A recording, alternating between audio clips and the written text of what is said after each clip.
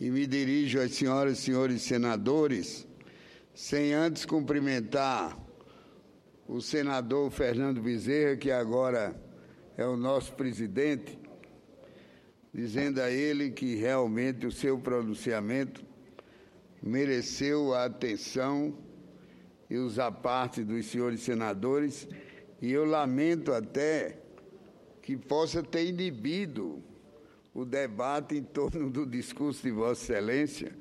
Acontece que eu estou para fazer esse discurso já há 2 semanas, e a despeito de ser senador há 3 mandatos, estou cada vez mais pouco afeito à fila para disputar, para falar, e também pouco afeito à própria tribuna do Senado.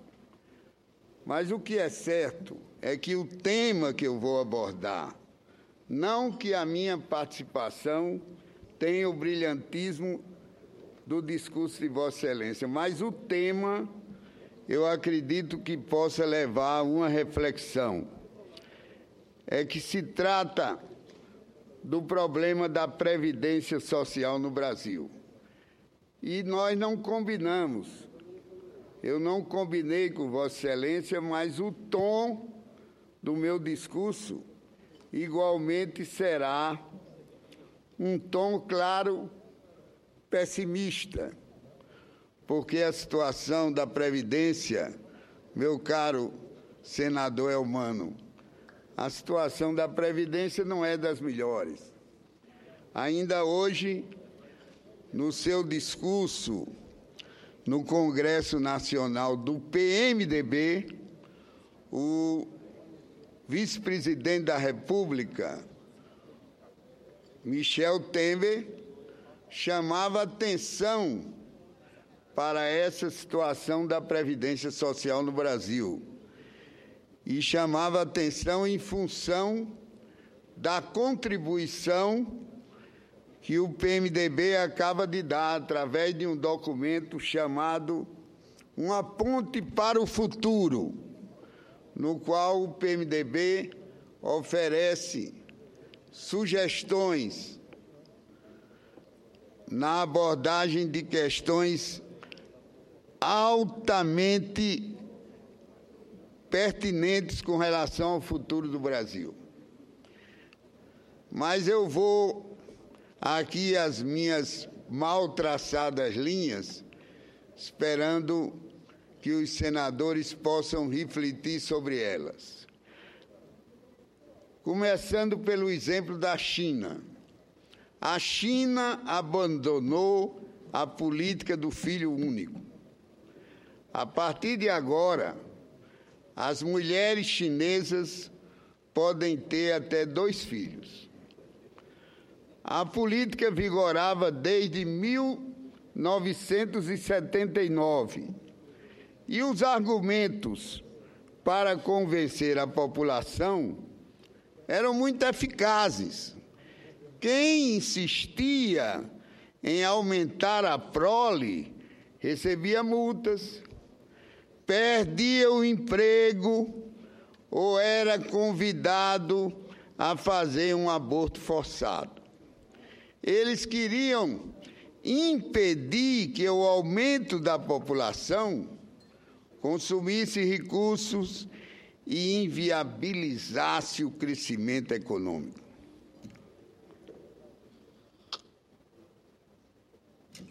Pelos cálculos do Partido Comunista, cerca de 400 milhões de crianças deixaram de nascer.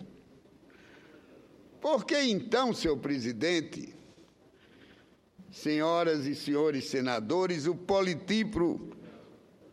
polidrúpulo chinês voltou atrás e resolveu afrouxar o controle da natalidade? Por um motivo bastante simples.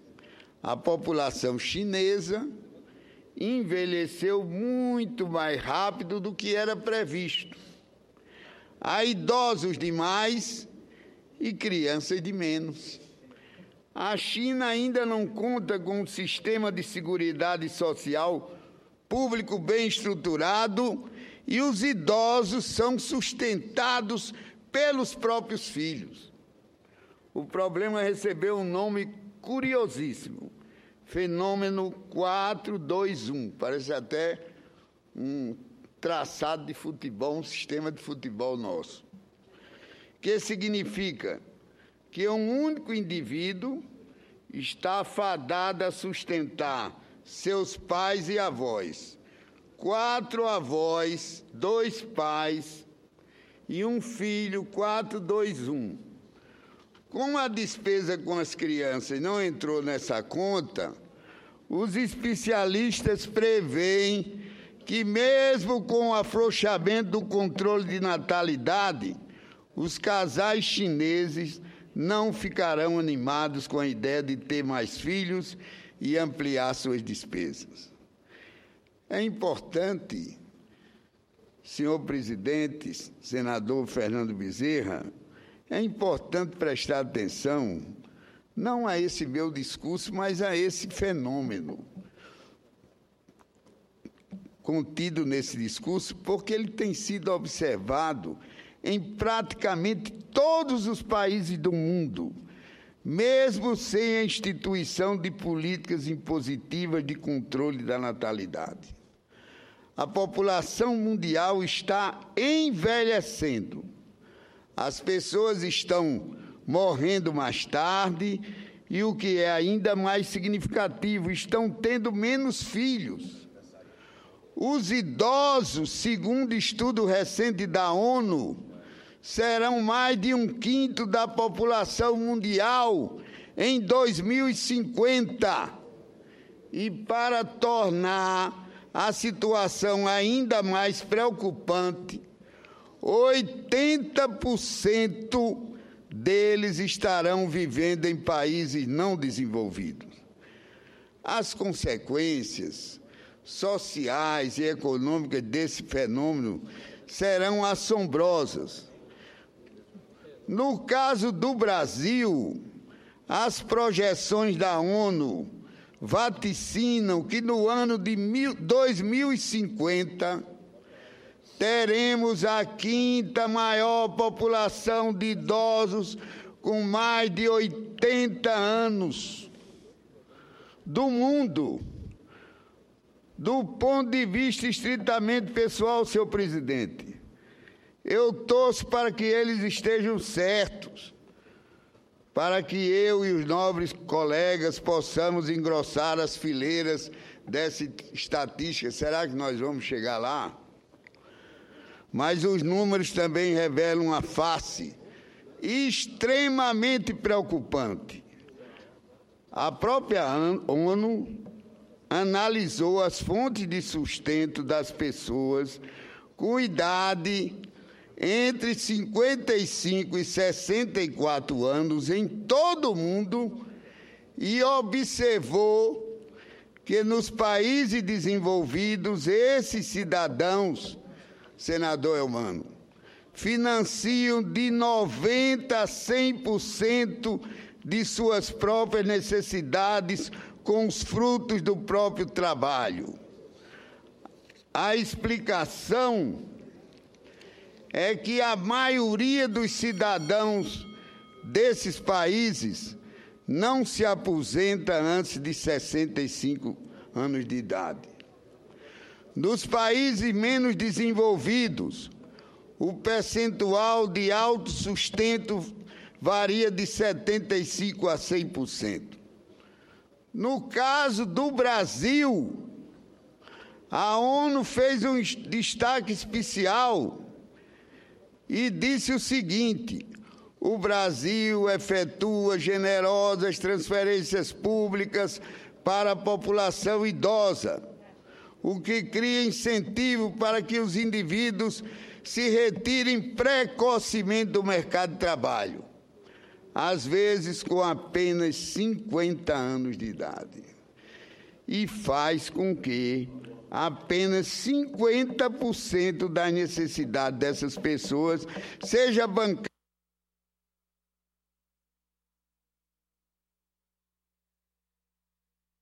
repartição com cerca de 85% na média dos países em desenvolvimento. Ora, senhor presidente, ora, senhoras senadores, senhores senadores e senhoras senadoras, no Brasil e na grande maioria dos outros países, organiza-se a Previdência Social por um sistema chamado de repartição simples. Nesse sistema não existe formação de reserva para pagamento de benefícios, mas existe uma espécie de pacto entre gerações. Quem está em idade ativa ainda trabalha, paga os benefícios de quem já não trabalha. O equilíbrio atuarial desse pacto previdenciário depende basicamente de dois fatores. O primeiro é o perfil demográfico da população. A razão entre a população economicamente ativa e a população idosa. E o segundo é o nível de emprego formal, já que os trabalhadores informais não contribuem para a Previdência. Em 1971, quando eu contava, lá se vai a minha idade, com 20 e poucos anos de idade, e iniciava minha vida política, eu e o senador Zé Agripino, sendo ele mais moço, a taxa de fecundidade total no Brasil era cerca de 5,7%. Ou seja, cada mulher brasileira tinha em média 5,7 filhos. Hoje, em 2015, quando nossos contemporâneos já estão em idade para se aposentar, e nós, parlamentares, nos vemos às voltas com acaloradas discussões sobre questões previdenciárias, essa taxa é de apenas 1,9, menos de 2 filhos por mulher. A redução da taxa de natalidade é um fenômeno mundial, um fenômeno que reflete os avanços sociais que as mulheres obtiveram nas últimas décadas. Hoje elas são donas de si mesmas. Estou olhando para uma aqui, essa sim, que além de dona de si mesma, tem uma grande liderança, que é a senadora Marta Suplicy. Estão cada vez mais inseridas no mercado de trabalho e podem, por meio de métodos modernos, ter o número de filhos que quiserem. Hoje em dia, cada idoso com mais de 64 anos é sustentado por cerca de 8,8 pessoas em idade ativa. Em 2030, senador Fernando Bezerra, presidente, serão 5 trabalhadores para cada idoso. Mas em 2040, serão 3,8. Em 2060, e observe que essa data não é tão remota assim, pois será a data em que estão entrando no mercado de trabalho, agora vão se aposentar.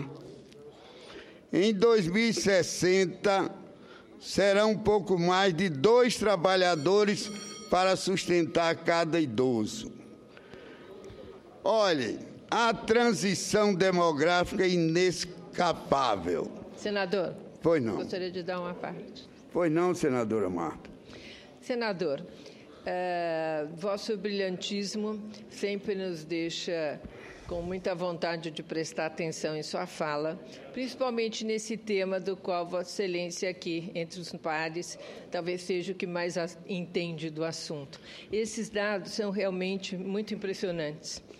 E, como ex-ministro da Previdência, o senhor acompanhou, contou casos e deu dados de muita relevância. Eu acredito que essa discussão que hoje tivemos no PMDB, no Congresso, sobre a Ponte do Futuro, toca em pontos dessa natureza, exatamente. Pontos que nós todos, brasileiros, Nós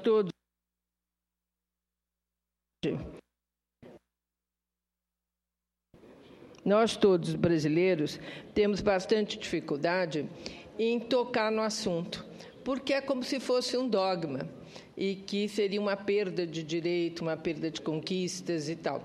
Só que são conquistas que, se nós formos olhar realisticamente, não vão ser conquistas, porque não vai ter como pagar as pessoas, né? Não vai ter como pagar a Vossa Excelência, ao menino que está nascendo hoje, ao rapaz que tem 30, ninguém, né? Porque realmente está quebrada.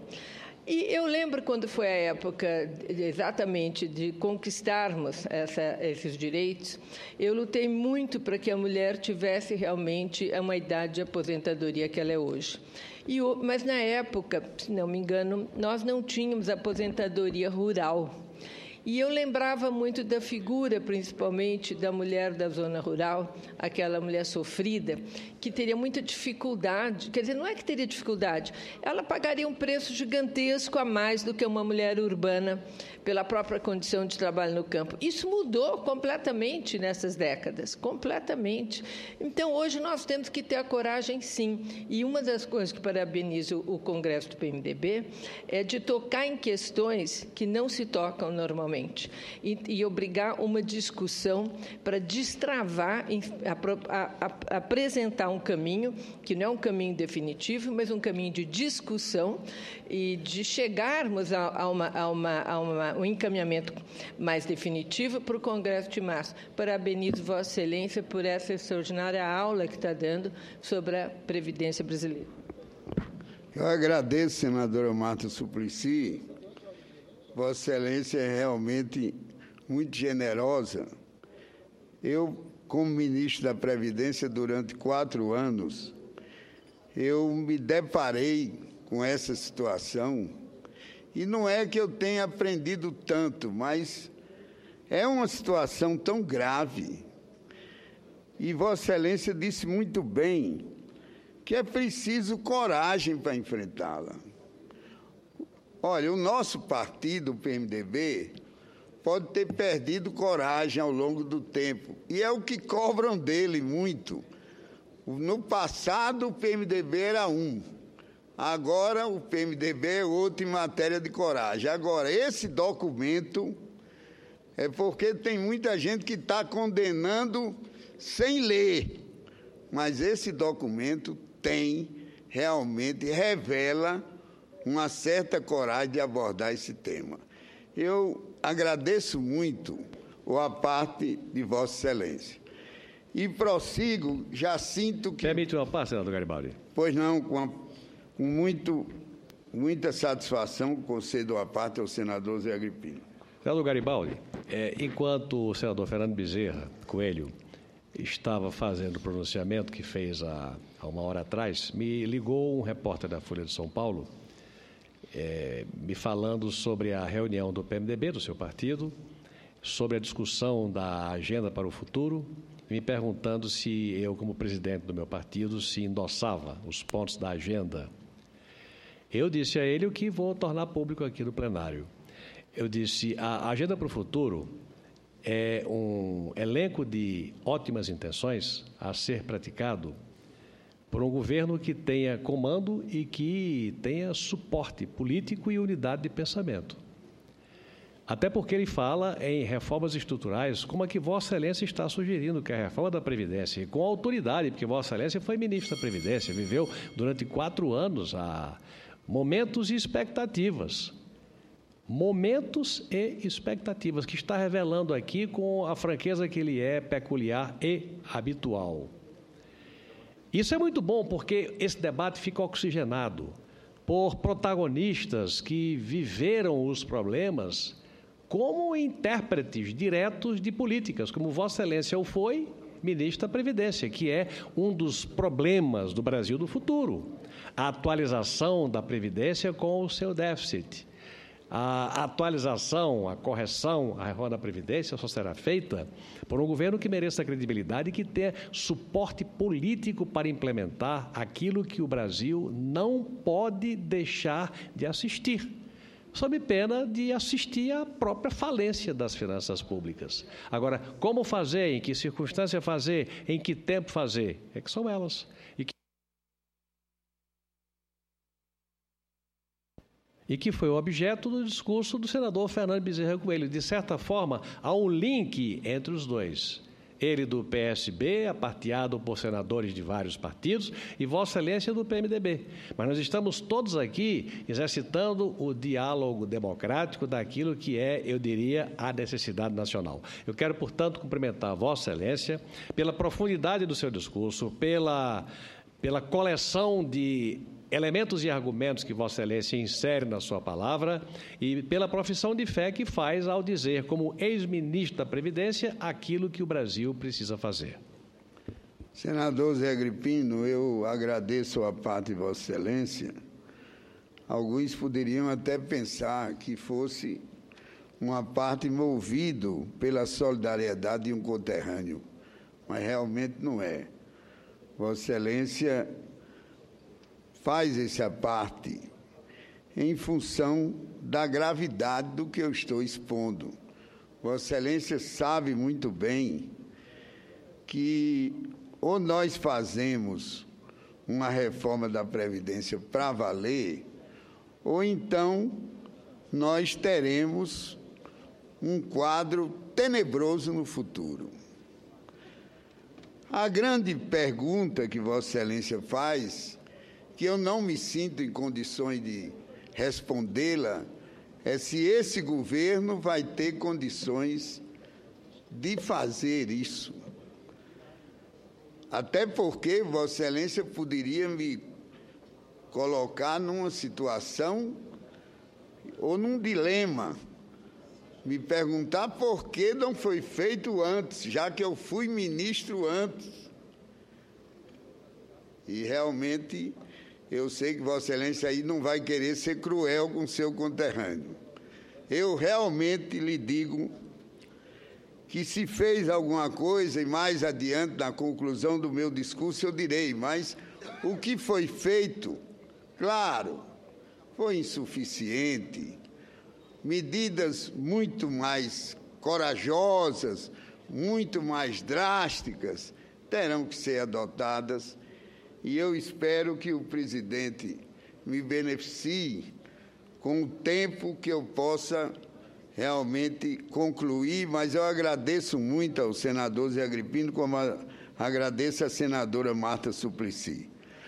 As estatísticas demográficas indicam que todos os países do mundo enfrentarão nas próximas décadas sérias dificuldades previdenciárias. Para o Brasil, entretanto, o futuro já chegou. Os cálculos atuariais indicam que a Previdência Social já enfrenta dificuldades. O que eu vou dizer não é novidade. O pagamento de benefícios previdenciários é atualmente o maior item de despesa primária do governo federal. Eu acho até que o senador Fernando Bezerra já tocou disso aqui no seu discurso. Incluindo a Previdência Social, o Tesouro Nacional e o Banco Central. Compõem o maior item. Essas despesas compõem quase metade de todos os gastos do governo.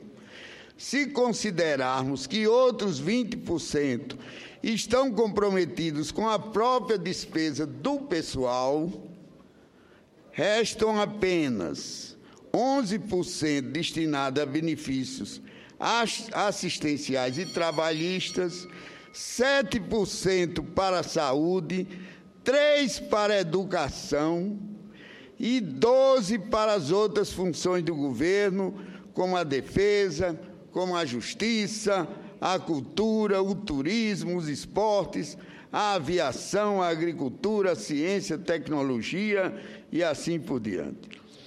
O déficit geral, do regime geral, vou ser redundante, da Previdência Social no ano passado, foi de 56 bilhões de reais.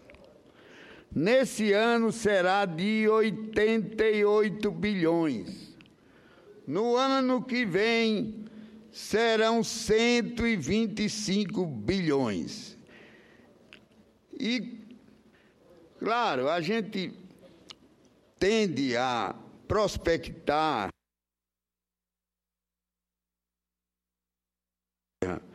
há um certo relaxamento quanto ao problema da Previdência, porque se encara muito o futuro, aí as pessoas tendem a relaxar, tendem a subestimar a própria gravidade.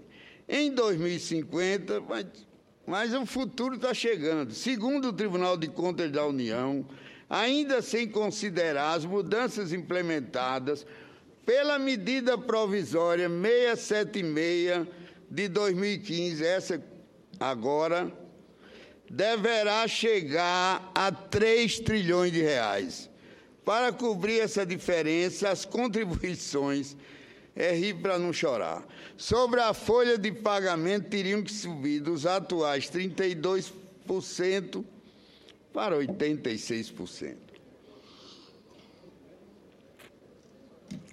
Ninguém é contra os benefícios da Previdência Social, ninguém. Mas ninguém mesmo. Em qualquer parte do mundo, aqueles que já atingiram certa idade e não apresentam mais o vigor físico e mental ideais para o trabalho, merecem receber e recebem o suporte daqueles que ainda estão em condições de trabalhar. Essa é a base do seguro social público no mundo todo. Mas é preciso ter em mente que o nosso edredom orçamentário, o nosso cobertor, é curto e que, se cobrimos a cabeça, descobrimos os pés. Quando determinados segmentos da sociedade recebem benefícios, outros perdem a oportunidade de recebê-los. Se considerarmos que a idade média para a concessão da aposentadoria no Brasil é de apenas 54 anos, o que vai na contramão da grande maioria dos países do mundo, onde essa idade é de 65 anos, independentemente do sexo, não podemos negar a dura realidade de que a Previdência está, isso é uma verdade absoluta, sugando recursos que poderiam alimentar outras políticas públicas destinadas a grupos sociais até mais vulneráveis, como a infância, por exemplo, ou setores como a educação, saúde ou saneamento básico. Senhor presidente, como a senadora Marta Suplicy diz, eu posso não conhecer profundamente, mas depois de ter passado por 4 anos no Ministério, eu conheço os dois lados da moeda. E eu sei das dificuldades políticas para efetuar os necessários ajustes previdenciários, vamos chamar de ajustes, até para termos a sensação de que não vamos enfrentar obstáculos tão poderosos. Quando estive à frente da pasta da Previdência, graças à confiança da presidenta Dilma Rousseff, conseguimos, e graças à indicação do nosso partido, o PMDB, conseguimos a muito custo fazer alguns ajustes. Cada mudança era vista como uma gota no oceano, mas nem por isso desanimávamos.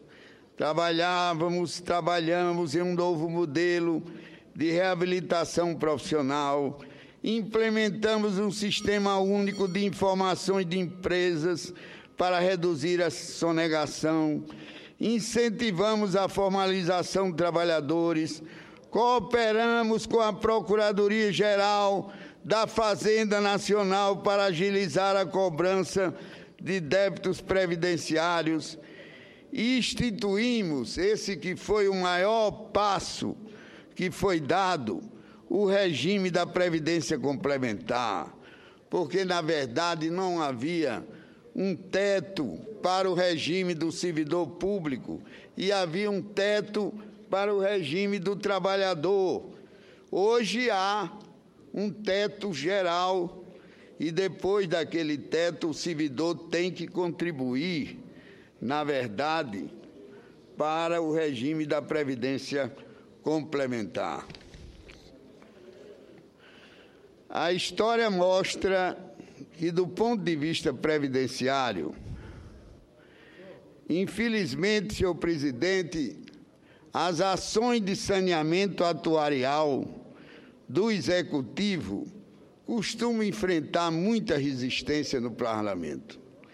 Segundo o levantamento da Consultoria Legislativa aqui do Senado, 78% das proposições legislativas relacionadas à Previdência Social apresentadas nos últimos anos tinham o potencial de acentuar ainda mais o déficit da Previdência. Tinham e têm o potencial de acentuar ainda mais o déficit da Previdência, seja por aumento de despesas, seja por redução de receita. Ou seja, o nosso parlamento tem atuado no sentido contrário das evidências que chegam dos 4 cantos do mundo e que alertam para a necessidade de nos adaptarmos à inexorável transição demográfica por que passamos. É saudável do ponto de vista democrático que os poderes da República sejam independentes, que sofram, claro, influências políticas distintas. Mas é ainda mais saudável saber dizer não às demandas que se comprovem serão prejudiciais ao país, meu caro senador Carmanelli.